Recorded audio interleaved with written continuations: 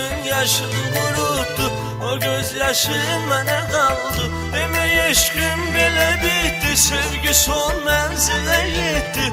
Unutmasam da o getdi, yenə sevgim mənə qaldı. Yenə yer üzüm qaraldı, işıqlı dünyam qaraldı. Yar eşqi sevinci sezdim, kədər yenə mənə qaldı.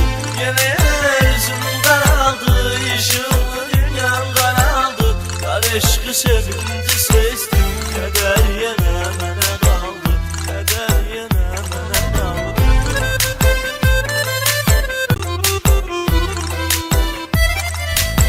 Bəxtimə düşdü düyünlər, bu ürəyim yenə illər. Hara getdi bəs o günlər, xatirələr mənə qaldı. Talihim qəmdi, kədərdi, ömrümün çoxaldı dərdi. Yar güllü sevgini dərdi, tikanlı eşq mənə qaldı.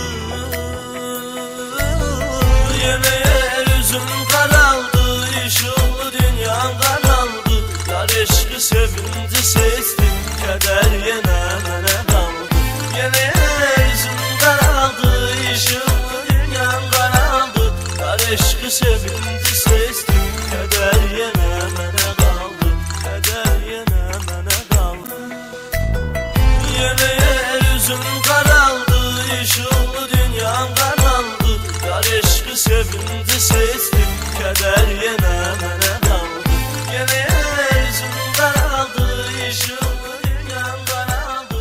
Yar eşqi sevinci